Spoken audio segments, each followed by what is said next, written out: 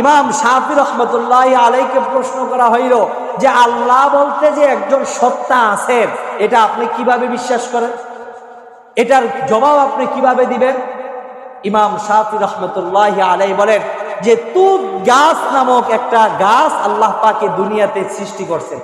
এই তুত গাছের পাতা যখন কোনো গরু গবাদি পশু যখন খায়, তখন এই খাবারটা খাওয়ার পরে সব গোবর হয়ে বের হয়ে যায়। যখন নাকি একটা হরিণ এটাকে খায়, তখন তার ভিতরে মৃগ নাভি তৈরি হয়। সুবহানাল্লাহ বলবেন না? যখন এই তুত গাছ যখন রেশমি পোকা খায়, তখন রেশমি পোকা রেশম নামক দামি সুতার যেই বনিনি, এই সুতা সে তার পেট থেকে বের করে। বলেন সুবহানাল্লাহ। গাছ খাইলো কোন গাছের পাতা? তুত গাছের পাতা। গরু খাইলো হয়ে গেল গোবর, ছাগল খাইলো হয়ে গেল সোনা, কিন্তু হরিণ খাইলো হয়ে গেল মৃগ নাভি, যেটাকে আমরা মেশকে আম্বর বলি, যেটা কোটি কোটি টাকা দামি।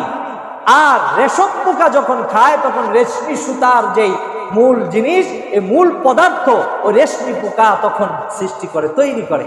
আমার ভাইয়েরা, তাহলে একই গাছের পাতা খেয়ে এক একজনে এক একটা জিনিস দিল, তাহলে এটার পিছনে এই গাছের ভিতরে গাছের কোনো নিজস্ব কুদরত নেই, কোনো শক্তি নেই। এর পিছনে একজনের শক্তি, তিনি কে? আমার ভাইয়েরা, ইমাম আহমদ